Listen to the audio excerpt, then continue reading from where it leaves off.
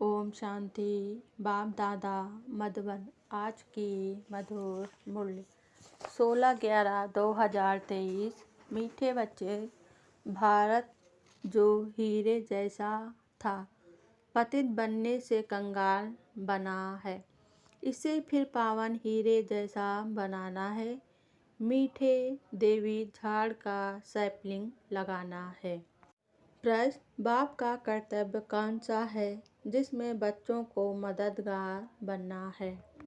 उत्तर, सारे विश्व पर एक डीटी गवर्नमेंट स्थापन करना, अनेक धर्मों का विनाश और एक सद्धर्म का स्थापना करना, यही बाप का कर्तव्य है। तुम बच्चों को इस कार्य में मददगार बनना है, ऊंच मर्तबा लेने का पुरुषार्थ करना है। ऐसे नहीं सोचना है कि हम स्वर्ग में तो जाएंगे ही। गीत, तुम ही हो माता पिता। ओम शांति। दुनिया में मनुष्य गाते हैं तुम माता पिता, परंतु किसके लिए गाते हैं यह नहीं जानते। यह भी वंडरफुल बात है, सिर्फ कहने मात्र कह देते हैं। तुम बच्चों की बुद्धि में है कि बरोबर यह माता पिता कौन है, यह परम धाम का रहवासी है। परम धाम एक ही है, सतयुग को परम धाम नहीं कहा जाता है। आज की मुरली से मुख्य 10 पॉइंट। पहली पॉइंट, सतयुग तो यहाँ होता है ना, परम धाम में रहने वाले तो हम सब हैं। तुम जानते हो हम आत्माएं परम धाम निर्माण देश से आती हैं। इस साकार सृष्टि में स्वर्ग कोई ऊपर नहीं है, आते तो तुम भी परम धाम से हो। दूसरी पॉइंट, तुम बच्चे अब जानते हो हम आत्माएं शरीर द्वारा पाठ बजा रहे हैं। कितने जन्म लेते हैं, कैसे पाठ बजाते हैं, यह अब जानते हो। वह है दूर देश का रहने वाला, आया देश पराए। तीसरी पॉइंट, यह राज गीता में है, यह है रुद्र ज्ञान यज्ञ। रुद्र निराकार को कहा जाता है, कृष्ण को नहीं कहेंगे। रुद्र नाम ही है निराकार का।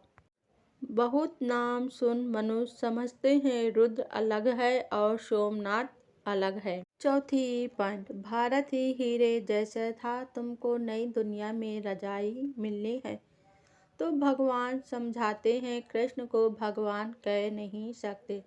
भगवान तो एक निराकार परमपिता परमात्मा को ही कहा जाता है। पांचवी पॉइंट, सतयुग त्रेता में ऐसे नहीं कहेंगे। कर्मों का फल 21 जन्मों के लिए अभी तैयार कराया जाता है। संगम युग के पुरुषार्थ की प्रलब्ध 21 पीढ़ी चलती है। छठवीं पॉइंट, अच्छा व बुरा फल तो भगवान को देना है ना, तो एक ही भूल हुई है जो कल्प की आयु लंबी कर दी है। 5000 वर्ष का कल्प है। तुम्हारे पास मुसलमान आए थे, बोले कल्प की आयु बरोबर 5000 वर्ष है। सातवीं पॉइंट, बाप की याद में रहो तो विकर्ण विनाश होंगे, अन्य कोई उपाय नहीं। हर एक को सतो रजो तमो में आना ही है। बाप कहते हैं तुमको नई दुनिया का मालिक बनाता हूँ। आठवीं पॉइंट, तुम सबको रास्ता बताते हो, सब कामनाएं तुम्हारी पूरी होती हैं सतयुग में। बाबा कहते हैं घर में रहते भी यदि पूरा योग लगाए तो भी यहाँ वालों से ऊंच पद पा सकते हैं। नवीं पॉइंट, बाप बैठ समझाते हैं सारी सृष्टि के आदि मध्य अंत को जानते हैं। ऐसे नहीं सबकी दिल को जानते हैं। भगवान को याद करते हैं कि सद्गति में ले जाओ।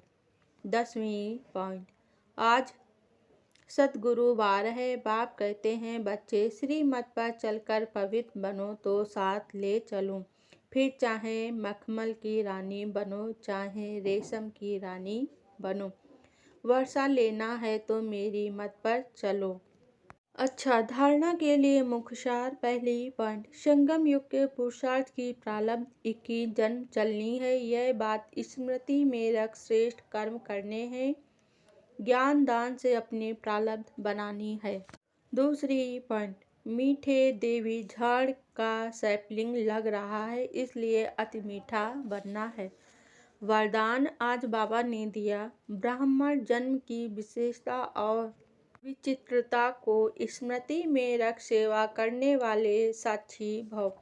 ये ब्राह्मण जन्म दिव्य जन्म है। साधारण जन्मधारी आत्माएं अपना बर्थडे अलग मनाती हैं, मैरिज डे, सेंट डे अलग मनाती, लेकिन आपका बर्थडे भी वही है। तो marriage day, mother day, father day, engagement day सब एक ही है, क्योंकि आप सबका वादा है, एक बाप दूसरा ना कोई। तो इस जन्म की विशेषता और विचित्रता को स्मृति में रख सेवा का पाठ बजाओ। सेवा में एक दो के साथी बनो, लेकिन साक्षी होकर साथी बनो।